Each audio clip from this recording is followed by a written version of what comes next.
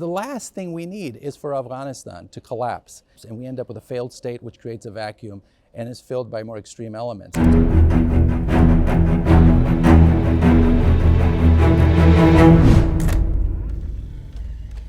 Thank you so much for agreeing to do this interview with us, Dr. Farid. My first question is, what are your comments regarding US President Joe Biden's executive order to seize half of Afghanistan's central bank reserves to pay the families of the 9/11 victims and the rest of the humanitarian assistance to Afghanistan? Well, I mean, it was shocking. It was disappointing in many ways. This move by the Biden administration was unprecedented. It's something that's never been done, and for a country as poor as Afghanistan, it's a significant amount of money, and the implication for it, for taking, essentially almost stealing, $3.5 billion of the $7 billion that was in the central bank reserves, has serious implications for the country long term. Is there a rush from the White House to revive the nuclear deal as the Western economic markets, mainly European markets, are moving away from their dependence on Russian gas? Well, I mean, I think the Biden administration is in a precarious position because they realize that as our efforts in Russia trying to move away, we are trying to find new outlets for oil. And so whether it's Venezuela and beginning to negotiate and consider that as an option, or Iran as well, all of this is part of the Biden administration's effort. As I've always said, when it comes to this nuclear deal, it's about getting all the stars to align.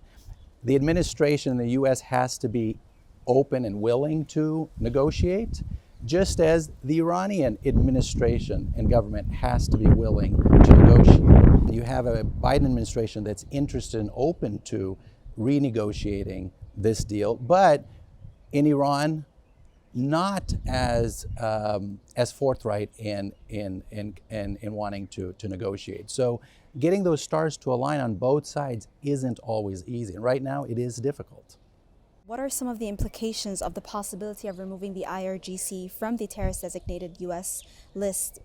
And what does this mean for Iran and its missions in the region? Well, I think this is the administration's effort to finding ways to reconsider Iran. And can we begin to work with Iran? I think Iran's very important in that regard. And so the implications both domestically, regionally, in Afghanistan and elsewhere, it's very important for the United States to keep all of these options open. And I think that that's something the Biden administration is now considering. With the new wave of narratives that has been coming out of the refugee situation with regards to comparison between Ukrainian and Middle Eastern refugees, there's been a lot of public outrage on social media regarding this discriminatory policies. What are your comments on this matter and the mainstream media approach to Middle Eastern refugees? Well, I mean, I think it's disappointing in many ways. The Biden administration said that they're willing to take up to 100,000 refugees from Ukraine, but yet, the same administration has been less open to refugees from elsewhere, whether it's Afghanistan, Syrian refugees, for instance. The previous administration was even more restrictive on that front. And so whether one attributes it to bigotry or animosity, to say that they're not white, they're not Christian, and therefore that is part of it. I think many people have made that point, and I think generally that point is accurate. About the Taliban, so with their office being here at Doha, Qatar mediating the dialogue between the US and the Taliban, do you think that there is any use in a dialogue with the Taliban? Does it bear any fruit? I think the dialogue is absolutely necessary, and the Taliban is a reality in Afghanistan now. I mean, whether we like it or not, they are there, and they are in control.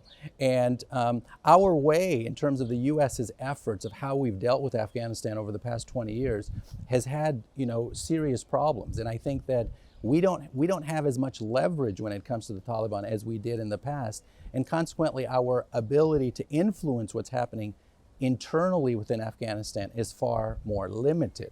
But the reality is we have to deal with the Taliban. We shouldn't recognize the Taliban until some of those actions are changed, and specifically on the the issue of girls' education. The last thing we need is for Afghanistan to collapse, and we end up with a failed state which creates a vacuum and is filled by more extreme elements. So we have to sort of see this within this broader context of how do we make sure that our relationship with Afghanistan is maintained and that we're able to work with the existing government that's there.